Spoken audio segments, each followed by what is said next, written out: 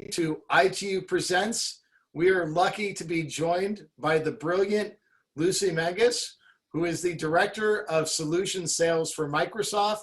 Lucy has a vast background in the tech sector. She has been here for 30 years working in the space. She is an international person like many of us. She will enlighten you on what she's done and her growth. And please enjoy her talk. Lucy, thank you so much for joining us today. Oh, sure, Jack. Thank you so much and for having me here. And hi, everybody. Very nice to meet you. So today I was asked to share a little bit about my journey in the tech industry, a little bit on how I started, where I am today, my background, and how I have embraced my diversity in that journey. So I'm going to be talking about that, and then after that, I understand we'll have a section of Q&A. So feel free to ask any questions if you like. So I'm going to start by introducing myself as a person, who I am. So here are some pictures of me and my family. So I have two boys, Diego and Ricardo. Diego is 20 years old. He's studying at Santa Clara University, Political Science and Economics. And my younger one is Ricardo. He's 18 years old, and he wants to study physics and computer science. So he's in the process of selecting colleges this year to go and study, probably in the East Coast. I live with my family, my husband, Alfredo, he's from Mexico City too. I'm from Mexico City. My mom is 83 years old and she lives with us since a year and a half. I'm going to talk more about my mom because she has been really my role model since I was little. And then my best daughter, as I call her, is my Labradoodle called Kelly. So that's my family who I live. So overall, I'm just going to mention I study management information systems, and I have an MBA from a school in Mexico called Tecnológico de Monterrey, which is known like the Mexican MIT. I also have a marketing certificate from Stanford that HP sponsored. So I had to be admitted into the program, and I got in with other 30 people from around the world, and I was really lucky to do that. And I have almost 30 years of experience in global sales, marketing, strategy, and partner experience across HP, NetApp, EMC, VMware, and now Microsoft. In addition to that, I have an industry experience across the healthcare industry, education, telecom, and manufacturing. I feel very passionate about building teams and nurturing teams with diversity and inclusion. And I'm always embrace my international experience. And of course, I'm fully bilingual in English and Spanish. So outside work, I love reading across different themes. It depends what I'm kind of in the mood on a week, but I read about everything. I love cooking. I love going for hikes these days. And I love to be volunteering in causes for helping people to get higher education. So I do appreciate, the ITU invitation to be here to share my experience. So this slide just kind of shows in a nutshell a little bit of my trajectory. This is what I call a graphical resume. And as a best practice, I love to share it because when you send your resume in a text, people might read it, but when you say it in a graphical way, I think it's easier to digest and to see it. So here, I start talking about my education. As I said, I went to the Tecnológico de Monterrey. It's kind of called the Mexican MIT. When I studied there, as many students, I was not quite sure what I wanted to study, but the reason I went into this program is because I did a 2 program of high school that at that time was in place in Mexico, which is no longer the case. And in order to do your high school in 2 years, you have to immediately select what area of specialization you want it to be. and you could choose from 4 areas, and one was physics and mathematics. The second one was kind of all related to health industry, biology, that kind of thing. Number 3 was everything about finance and administrative stuff, and number 4 was philosophy. And honestly, because I didn't know what I wanted to study in college, I went for area 1, physics and mathematics, because that would allow me to go into any career I wanted, even philosophy. Whereas if I would have chosen philosophy, there was no way I could study engineering. So at the time, that's how I got into the kind of the STEM. And also, I turned out to be good in math and physics. I really enjoy those subjects. I had very good teachers who made it a lot of fun. I still remember one teacher in my high school who would teach us formulas by singing, and he will make like the whole class on one side singing and the other side kind of singing as well. And so I kind of have a lot of fun. So after I graduated, and kind of I was looking for a job. I've been always very competitive, so I love to be where it's hard to be. And by this means, HP, Hewlett Packard in Mexico, was in the growth mode at the time. And it was very hard to get into Hewlett Packard, into HP. Like there were literally 500 or 600 applicants to get into the internship program. So that's what I wanted to be, just because it was hard and because I knew HP from my calculator, and so I know it was like a good product. Anything else other than that? So I went and did first. You have to do a lot of exams to get into kind of pass kind of that phase. So it was all exams from computer writing to English translation to general education, and the people who will get the highest points, they will get into all these interviews loops. And then after the interviews, there was a team of about 19 people who were selected, of which there were just 5 women. So I got into this program. And then once you had into this program, that didn't mean you had a job secure. It meant that HP was going to train you for 10 months. And then within those 3 months, you could compete with your peers for open positions. And if you didn't get any position, then the good news is that you already have like working experience, and HP will help you to get position with customers or partners. So it was a good value proposition. But again, here I am very competitive. So I really wanted to have a position within HP, and it was like a race, to get a position within those 10 months while you were learning about marketing, about sales, about engineering, about programming. And I got rotated first into marketing, and then I got my second rotation into sales, and there was an opening, and I decided to go for that opening. So they have 2 openings there, and in the meantime, in the internship, they would put you to learn how to sell with other people who were literally 10, 20 years my senior. They were coming from IBM, and every day we'll have a different experience with them on how to learn.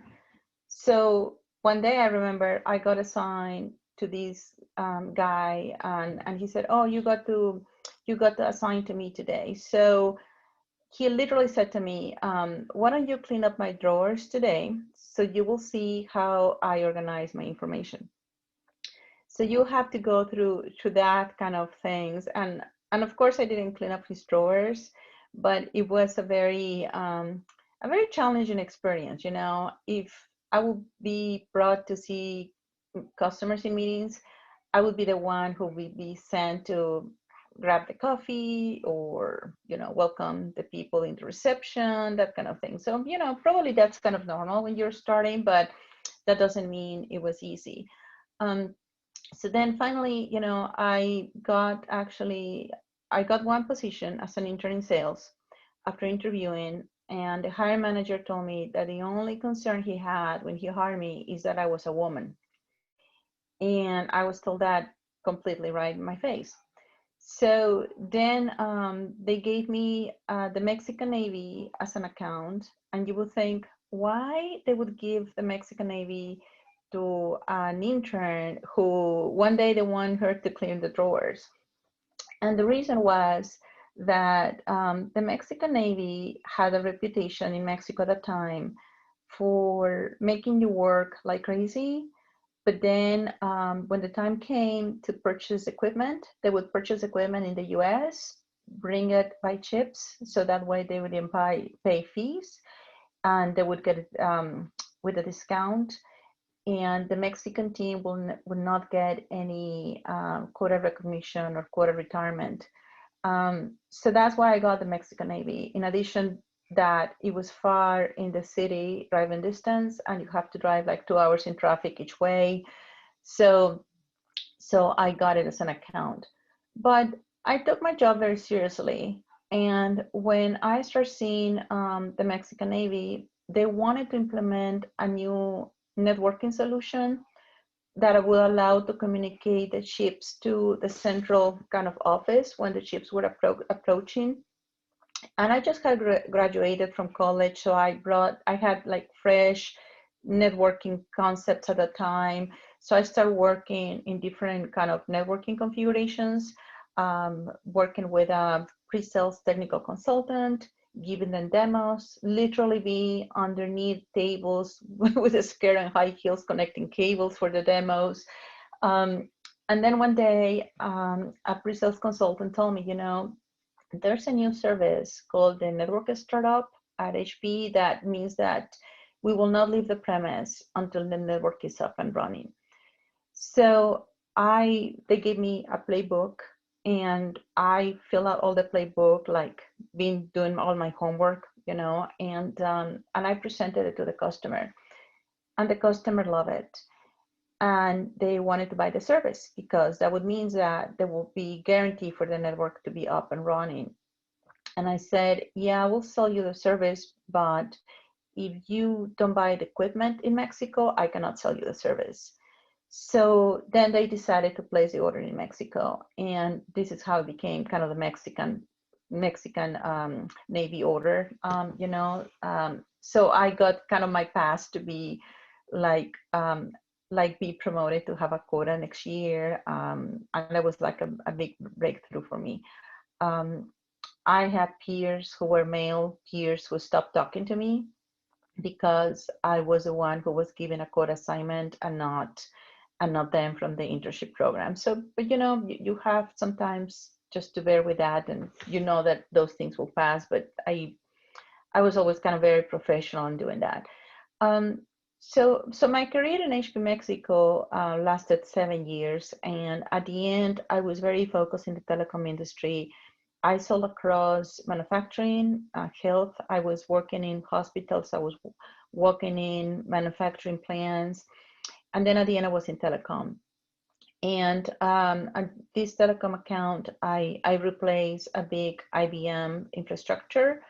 I sold the first managed services contract in Latin America. At that time, it was a $5 million order, talking about almost 30 years ago. And I was like a big breakthrough. And I was part of the High Achievers Club. So when I did that sale, I had to be taking my customer to Palo Alto to see product roadmaps, to meet with subject matter experts, with executives. And when the sale came, it was a very innovative sale for HP. And there were some executives from Palo Alto who came to see if the customer would be willing to go public and give a testimonial. And to the surprise, my customer did, because I developed a very good relationship with the CIO of that company. So he did a video describing the solution, describing the good job that HP had done, and that was music to the ears of the headquarters. So I got my 5-minute fame in an internal publication. And this is how I got actually invited to apply for a position in Palo Alto to transform that sale into a program for, at the time they were called PCS players, which were new mobile players in the industry. So I had to apply. I had to compete. I had to come to Palo Alto to do a lot of interviews. And I do remember when I was preparing for all the interviews, the hiring manager really wanted me, and she would call me and said, "Oh, we have to put down the rec, and now we have to put it up again with allowing other people to apply for the job for legal reasons. So now we have people from Italy and we have people from England applying for the job." And I was like, "Okay, well, thank you for letting me know." I was like, "Thank you for trying." And my manager later said, "No, no, no, you keep trying because I think you can get it." So at the end, I got the position. I did all the interviews. I got recommended by management, and I came in 1995 to HP Palo Alto. So I started being the America's Wireless Program Manager, implementing that program from scratch, hiring or recruiting partners to complement solutions, doing a lot of strategy in the mobility industry, being a spokesperson for HP at the Moscone Center. And that's an interesting story because at that time, when I was going to be a speaker at Moscone Center, I was very conscious about my accent. When I came here, people didn't understand me when I was speaking English, and I was very worried about that. So after work, I would be going to take more English classes, English lessons, working with a person who was teaching English to Japanese students, because the way that the vowels in Japanese are very similar to the way that the vowels are said in Spanish. So my objective was to reduce my accent for that session, because the session was going to be recorded and people were going to be selling the cassettes at the time. So I was working super hard for that, and I remember that I did, and everything was fine. And but those are things like, as an international person, that other people probably don't even think of, right, or have to worry about. Then I got promoted to be the Global Mobility Program Manager for HP, which meant I was kind of the spokesperson for HP in what at the time they were called the WAP forums, the Wireless Application Protocols, which was kind of incipient of the text that you get now in your phones, right? At the time, there were not enough bandwidth from the service providers. They didn't have the right protocols in place. But then, so this was kind of incipient on that. So I traveled to places like China, to Japan, Brazil, all over Europe, you name it, doing business development for HP, representing HP in forums, in meetings, signing contracts, and that was a lot of fun in my career. I work really hard, but I love it. But there was also a time where, my husband came, by the way, with me. He was working for EDS, Electronic Data Systems, and we were lucky that when I got here, even though HP was sponsoring him to the green card, he got his own transfer within his company with his own green card and everything. But he was kind of a stationing a customer, and I was traveling the world literally. And there was a time where I wanted to start a family. So I moved within HP to the HP Managed Services team. And the way I got there was by invitation of a hiring manager that had seen my work in the mobility space, and they were creating like a startup within HP to launch all this cloud as a service, things that today is very common, but at the time was kind of incipient. So I got invited to be part of a team. That team got merged with Compaq later, and then got merged to become the HP Managed Services delivery team. So I stayed there for about 4 years because I didn't have to travel as much. Um, then I moved into the strategy business of PCs for a year, where I'll have to do a lot of strategic work and evaluating new technologies from the HP labs and put together a business case to productize them, more like a venture capitalist approach, right? How much you have to invest right now and what's going to be your return on investment. And then I moved out of there to do a very fun job for me, which was a global alliance manager for the strategic ISVs. ISVs are software companies, right? That they work with different companies, and I was focused on companies in the finance sector, again, for the mobility, for the telecom industry. So I will have to go to places like Germany or Cannes or Nice to do business with those vendors, software vendors, ensuring that the roadmap was optimized to run well on the HP platform. After a few years, I moved into the SAP Alliance to do the same, but with a strategic software vendor. And then after a few years, I was actually a people manager for the telecom demand generation team. So I did a lot of business at the Americas level, going to places like Colombia or launching campaigns in Puerto Rico, Guatemala, Mexico. And then I left HP in around 2011. And the reason was that that's when HP went through a lot of change. And Mark Hurt was the CEO at the time, and he reduced salaries for a lot of people. So my manager left, 17 members of my team left, and I got recruited to be a director of marketing for a small firm that later on got acquired by another firm.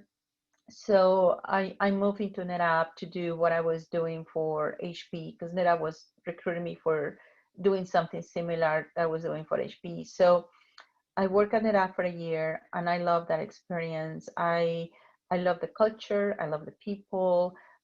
It was funny because NetApp, in a storage company, I was doing a lot of the same that I was doing at HP, but with Cisco and with other global system integrators. Then HP recruited me back. I got a call saying that they were looking for a chief of staff, for a VP of IT. They wanted somebody who has been at HP for many years, so they understand the culture, because HP was so big at that time that it was very hard to kind of understand how it worked. And they gave me all my years of service back. They gave me a very interesting package. And this was a moment that it was really hard for me, because I love NetApp, but inside me, I feel like I'm going back home. I'm going back to that company that nurtured me, that financed my MBA, by the way, that financed the marketing certificate at Stanford, and that gave me all the flexibility for me to keep working. So I decided to go back to HP more for like, it was not a financial decision really. It was more because I kind of love HP. But HP had changed a lot, and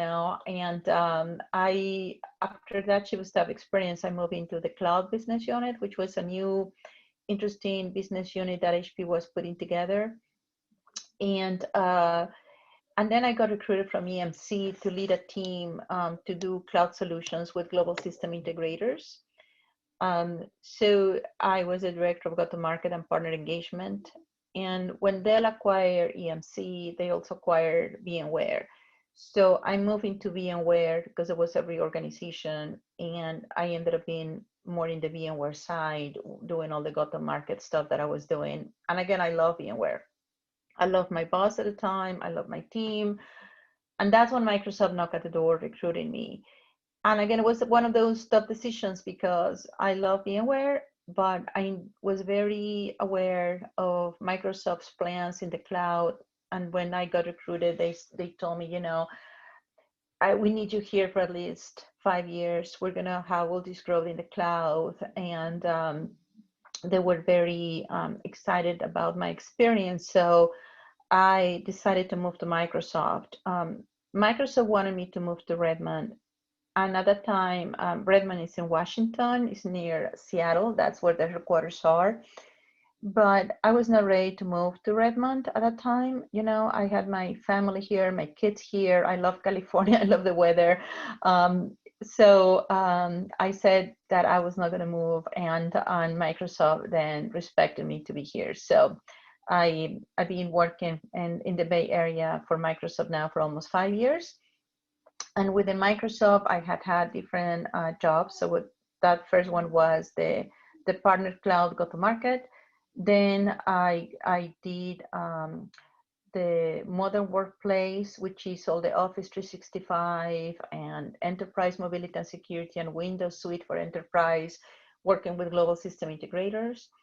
And then I moved into sales to be the director of sales for modern workplace in the healthcare industry, where I have customers who are some of the main service providers in California and in the US. So that's kind of in a nutshell my career. I'm moving to some of the next slides since I know there's going to be a Q&A session, but I think that when you think about your own career, it's important to define what do you want to be known for? How do you want to build your brand? You know, and across all these careers, I think that what I really want people to know about me is that I really care about people, whether are my peers, whether are customers, whether are people who report to me. You know, for me, maybe it's my Mexican culture that it's kind of the warm culture and like to be friends with people. That for me, that's very important. I want to be known for operational excellence because in all the roles that I've been doing, you have to do your homework and you have to do it well and you have to be precise, and a company like Microsoft especially is very numbers driven. You have to know your numbers really well, so all that is super important.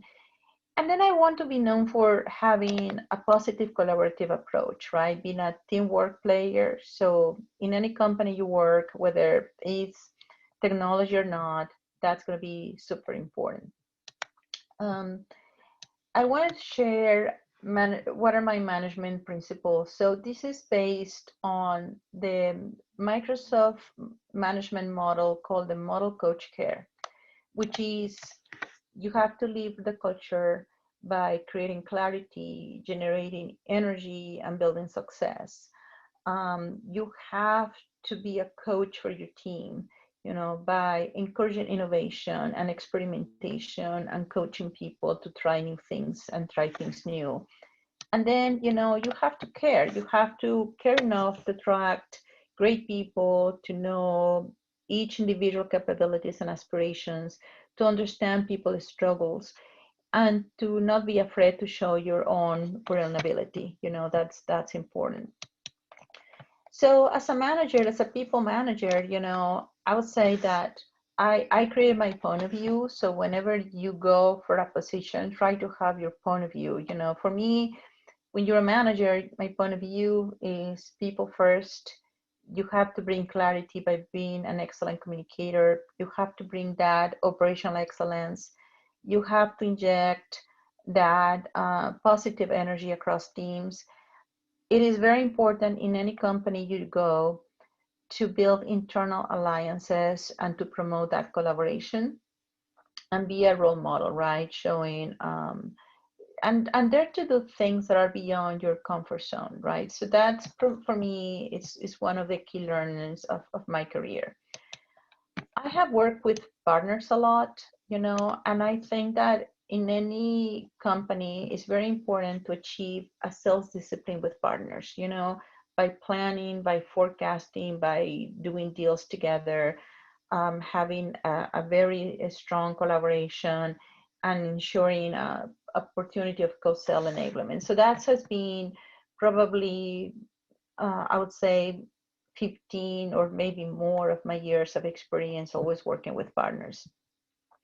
When I created a deck, you know, and if you go to my LinkedIn, you're gonna see references of people who I have worked with, you know, and references are important always, right, in every company, but you're gonna see a consistent message about who I am and my brand, right? whether there are people like David, who I work with in SAP, who's now he's the VP of the SAP multi-cloud, or people like Paul and NetApp, or Ruby, who was working at Fujitsu, or people who work for me, like Ryan Smith, put this beautiful reference in LinkedIn, or people like Betsy, who was already a manager at HP when I started, and then she ended up working for me in a later role, right? So that's kind of always a testimonial of you as a person. Who how do you want to be known for, right? That's very important.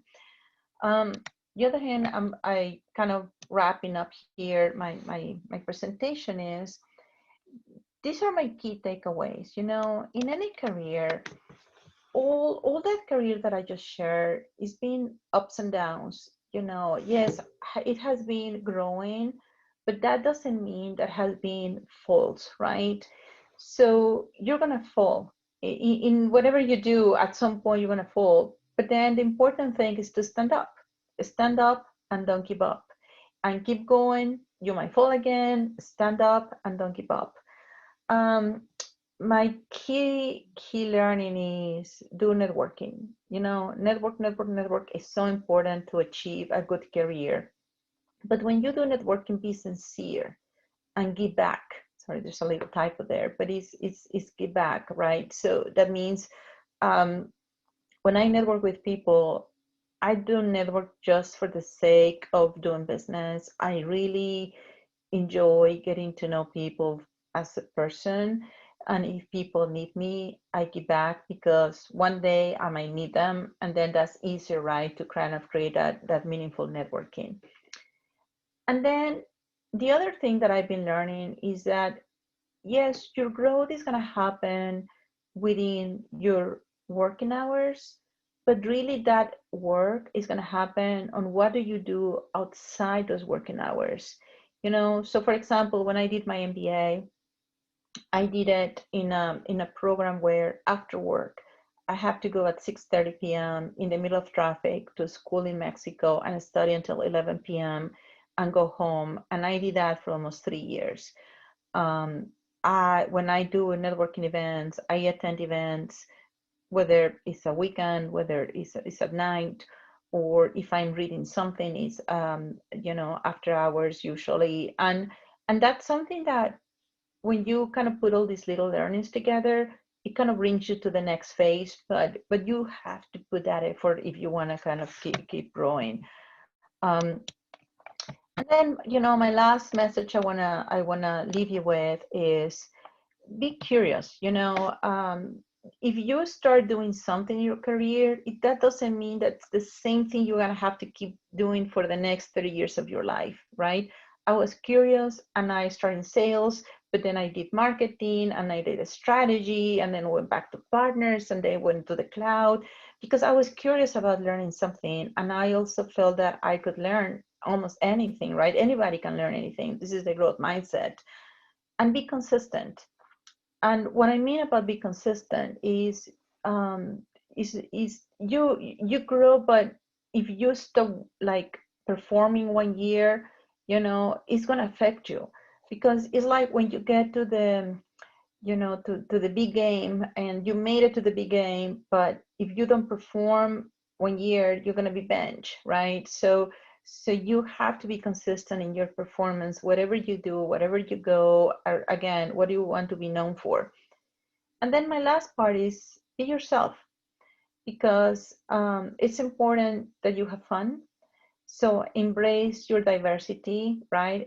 Embrace if you have an accent, embrace if you want to do something different, right? And have fun doing it.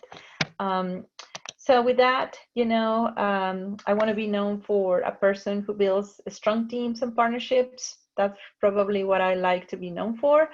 And with that, I'll stop my presentation here, and open to Q&As. Thank you so much, Lucy. What we'll do is maybe we'll stop sharing the screen and you can see everybody's face. I've been watching everybody and they're looking intently at you. And so it's nice if you can see some of their faces here. Perfect. Um, Great. so first of all, I want to say thank you for enlightening us before the question answer, certainly. Um, and do people have some questions? Let's go ahead and get to the questions. I certainly have a lot of things I'd like to ask you, but I know that these brilliant minds on here with you would like to ask questions as well. So go ahead and ask questions. Professor, could I go? Yes, please. All right. I really enjoyed the talk. Thank you so much for having her and giving her, letting her have this talk. The question that I really wanted to ask about was networking. You said that networking was an integral part of your career. So I Mhm. just wanted to know how exactly did you go about for networking? Did you contact people daily? What kind of follow-ups did you do? And just exactly in general, what was your idea of networking? And if there are any specific tips that you would give us. Oh, sure. Yeah, definitely networking is very important in your career in any way, but I do it organically and naturally, right? Which means, well, right now with the pandemic, maybe it's not as easy to go for coffee or, to meet people in the hallways, but I'm not afraid to ask people, hey, would you like time for coffee? Would you like time for a virtual coffee, right? This is what I want to discuss. And even 5 minutes of your time here and there. I think that you can ask people to do that whenever you encounter people. I love to go to industry events. And again, when I said I cared about people and I love to chit chat with people, in many of the industry events that I was attending, sometimes you ended up having lunch with a person. And when I have lunch with a person, I ended up even knowing personally if they have kids or what do they do, or any other advice. But it has to be very, very natural, because you cannot force a situation, a conversation like that, right? If you don't feel comfortable doing that, don't do it. Then just ask about business or something. But then after that, today I immediately connect with people in LinkedIn. That's the easiest way. So if I go to an event, I don't know if you guys know this, but there's a feature in LinkedIn that, let's say that you're in a room with 50 people, it lets you kind of connect automatically with people who are nearby. So that's one way to do it. Another way is just invite people even in LinkedIn in your network, and tell them why is that you want to connect. Um, so that's something that I always kind of keep doing. Through my kids' schools, I know a lot of parents who work in different companies, and when there are events, we talk about personal, and sometimes we talk also about business, and sometimes when people meet each other, then it's easier, right? Because you kind of have created that network. Um, the important thing about the network too is that I don't use it just to ask for things, right? Again, I do it because I do care about things. So for example, Ryan Schmidt, who worked for me, um, we're connected, of course, on LinkedIn.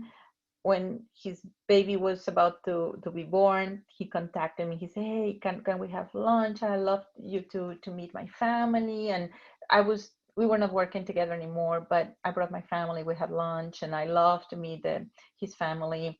Some years later, he called me about an advice or something, and of course I took his call, and we ended up chatting. And a few years later, I ended up calling him because I needed an advice for a company he was working with, and of course he took my call. So that's kind of the type of networking that I mean, right? Just keep your contacts. Once in a while, say hi to people, send them a happy birthday thing, and keep your network live. All right, thank you so much. That was really helpful. Sure.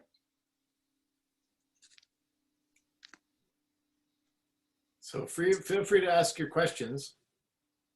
It's not every day we get to talk with somebody who has had such a rise. I mean, your resume alone is so impressive in terms of your career growth from basically coming over, and you came over with some background, obviously, but your growth in Silicon Valley has been unbelievable. Oh, thank Um, you. when Appreciate it. you, the question that I have is that transition, because a lot of people on this call are international. They've come from somewhere else and now they're here in the Valley. And so with that in mind, you came from somewhere else and came to Silicon Valley. What you did talk about some of the early struggles where you encountered some bad behavior, and I'd say some bad human resources in terms of some people were poorly trained in how to treat other people. But in terms of the transferring of skills from when you were in Mexico to coming here, how easy was that transition? Because you were still within a company, but you transitioned to a different region of that company. Yeah, no, absolutely. Well, obviously, it was some challenges in terms of the culture, because I was used to do business in a certain way in Mexico, and here the way to do business I encountered at the time was different. So I did have to learn about that. Um, from the technical point of view, believe it or not, at that time in Mexico, from the sales point of view, in terms of the creativity of the solutions, we were more advanced than here. And this is why, at the end of the day, they ended up bringing me here to kind of bring that expertise, because that person realized that. But that didn't mean that everybody knew about it. So if you think about it, I mean, I was 27 years old, finished my MBA already, but was coming as a relatively very young person in a position where I have to deal again with people who were 15, 20 years older, who have been in Cupertino for many years or in Atlanta. And then all of a sudden I have to start traveling with these people and I have to prove myself. And I remember being in many meetings or rooms where I have to work with a lot of salespeople and mainly where a lot of men, very few women. That has been very typical of my career in technology, that I've been kind of the only woman in many instances. And some people have been sending some sarcastic comments like, "Oh, you're a manager, and how old are you?" Almost, right? Like you're like asking me to trip here and there just because people wanted me to get tested. So the way I encountered this was, again, I study a lot. Like I remember there was this newsletter and publication about industry news. I would read the whole thing to really understand where things were. I would do all my homework in terms of you have to do a strategic plan. I would do the plan exactly how I was told. So when you have to be a top performer, but also give that extra edge to be over prepared, because you never know when people are going to kind of question you for maybe coming from outside, which is true. Maybe now it's more common, but at the time it was not as common, right? So I would say it's just prepare really well, know your subjects really well, work hard, do your homework, and then everything will be fine. It sounds like you not only were prepared, but and I don't think you can be over prepared for anything. I think part of what it is that sounds like your career has been a lifelong learning experience, that you've never slowed down and become complacent. You're constantly trying to get recharged and finding out what's new based on what you were saying. Is that a little bit of what you've been doing as well? Yeah, absolutely. I think that's part of the message I was trying to give, that technology changes constantly, right? The world changes constantly. This pandemic changed our way to do business, or the way we're going to have healthcare now, right? Televisits a year ago, 2 years ago, were not that common. Today, it's going to stay, telehealth is going to stay even after the pandemic is over. So keep learning about all these trends, because if you don't keep up today about these trends, somebody else will do it, right? So you better be kind of up to date on what's happening. And then I always like to be aware of the market in general, whatever you get curious about, right? I mean, there was a time for me that I got curious about real estate, right? So I will read at that time the newspaper on the real estate and knowing if the houses were up and down, or just for fun, just because I was curious about it.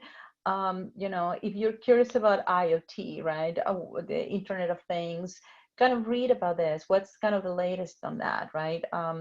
Right now, predictive medicine is going to be very important, you know, to provide personalized care. So it has to do with your wearables, and if you know people are going to be predicting if in 5 years you're going to get cancer, you know. So if you get curious about those things, just learn and study about that. And when you look for jobs and apply, I would say have a growth mindset, an open mindset of positions that perhaps you never thought that you were going to be even good at doing them, or willing to do it. But if you have an open mindset and start kind of reading more through the job descriptions and who you know, they're to try them, they're to do it. Maybe you like them, right? um, I think that the best advice that I got was actually, I was telling you at the beginning of the talk that my mom has been my main role model. She's 83 years old and she still works. And she's a CPA and she does numbers every day.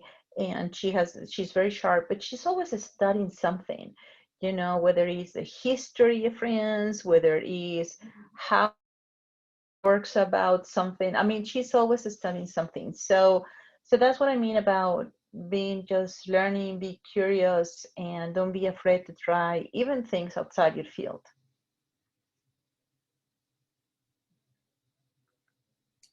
Brilliant advice. Does anybody have any additional questions? I would like to ask a question. It's actually a very short one. So my question is, can you give us few tips how we can approach industry leaders for informational interviews?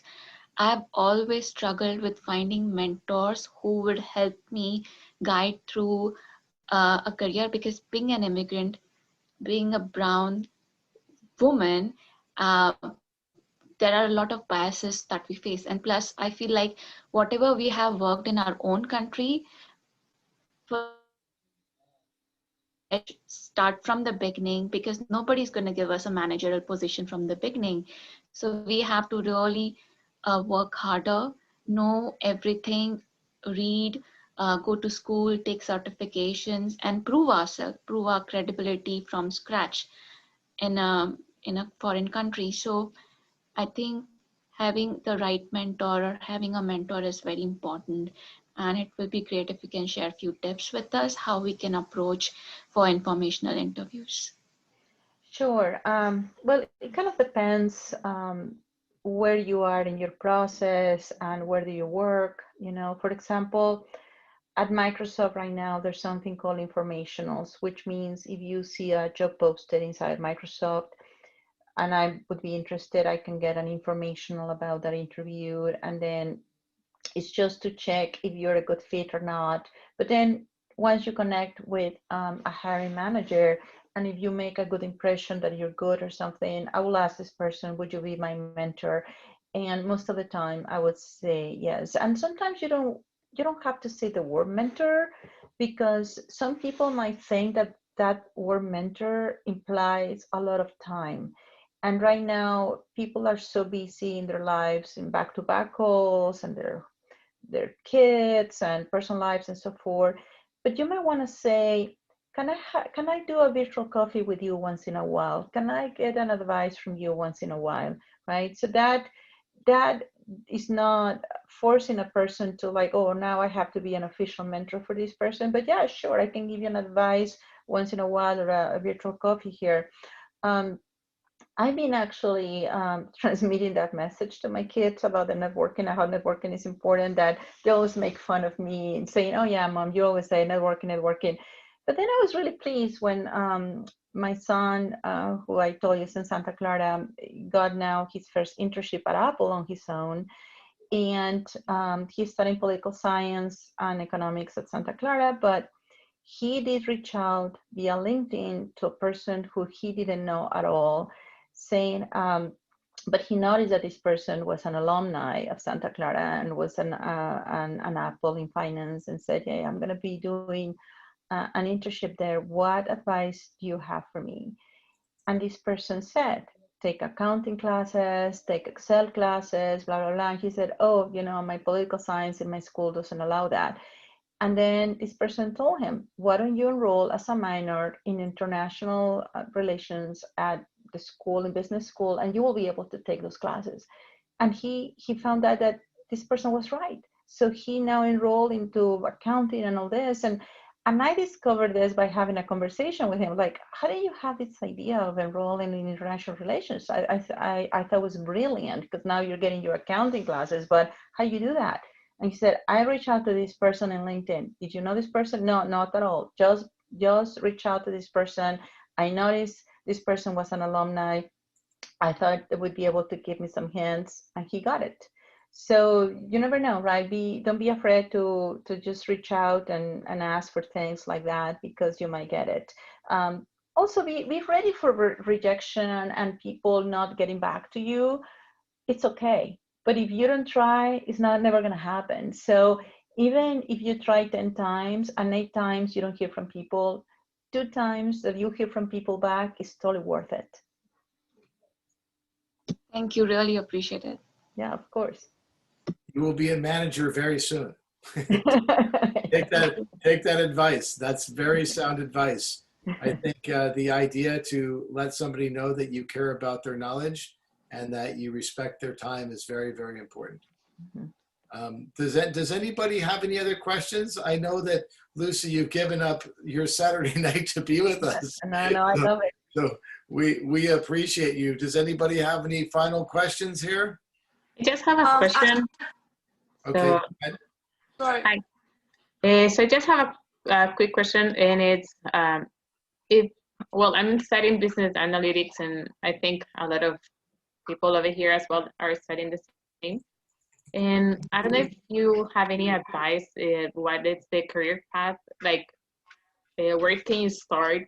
Because sometimes, even though you have experience from your country, over here it doesn't count that much because you don't have experience here, right? So what is the ladder that you will have to start going so that you can work in the business analytics field? Like the first job you'll have to look, and what it will be like the ladder, if you have any advice for that.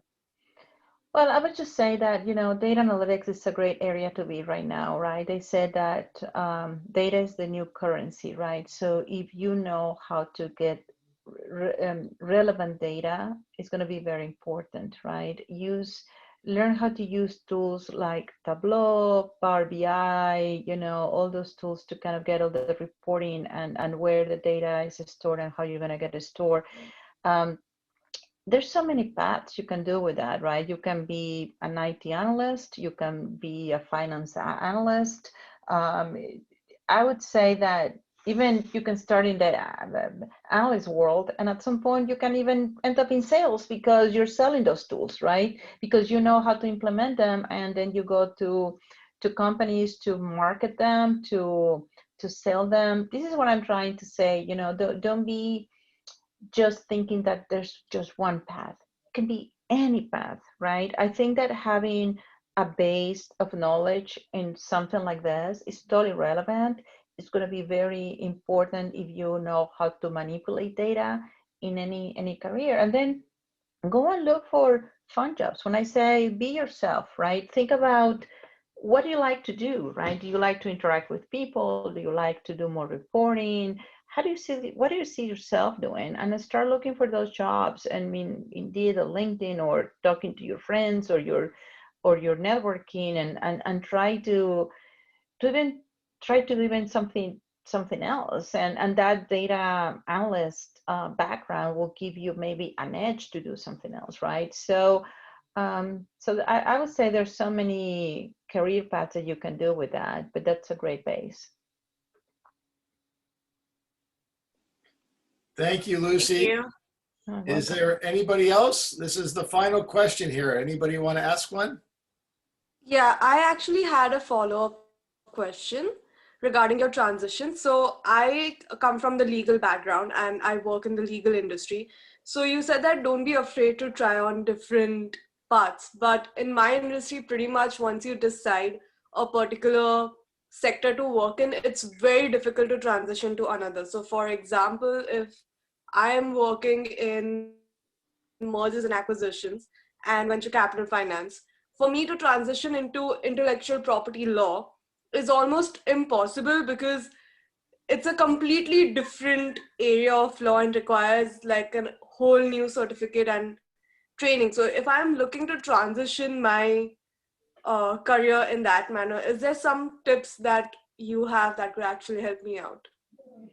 Well, I don't know specifically that area that you're looking for, but I have seen people who have worked in the IP legal by not necessarily being lawyers themselves, but transacting with that those IP licenses, right? HP used to have an IP department that actually would make a lot of money by letting Apple and other companies using those IP rights of technologies that they have developed. So those are areas are still, you might, if you're interested in that area, you might want to look into that. And understand there are always, the venture capital firms that are evaluating startups, right? Definitely that's a very good asset to have if you understand that. But I think that I know what you're saying, because if you really are interested in that area, don't think that it's impossible to do it. Think of, if I really study hard and this is an area where I want to be, if I start now, 5 years, but in 5 years I'll do it. But if you don't start now, you will never do it, right? So think really, if that's an area that you're really passionate about, start building the blocks of what do I have to do to get here, right? And can I start working on this area 3 years and then go back to school? I mean, or get some of the certifications that you want to be, or talk to some lawyers of that area to explore career paths. So that's probably what I would do. All right. All right. Thank you so much. Sure. So the idea of knowing your value, knowing your worth, and knowing what you enjoy doing, all critical things for all of us to know. So Lucy, I'm going to take a group picture of all of us. So here we go. Everybody get ready. Here we go. And I'm going to count to 3, and hopefully this will work. So hold on one second here. All right. Everyone looks great. 1, 2, 3. All right. And then one more. I'm going to take one more picture of the other group. Here we go. 1, 2, and 3. Okay. So Lucy, I want to say thank you very much. I know you gave up a lot of your Saturday night to be with us. We appreciate the wealth of knowledge that you just bestowed upon us. So thank you. We obviously wish you incredible continued success, and would be honored if you would come back and maybe lecture at some point at the university. No, of course. No, thank you for inviting me. I know that this also meant that you guys are investing your Saturday here to listen to me. So I hope this is more fun than SNL or something like that. But anyway, so thank you so much for having me, and I'll be more than happy to come back anytime. And I wish you the best of lucks, and I'm sure you're gonna have great careers. Thank you, Lucy. Thank you. Bye, Thank everybody. you. Take care.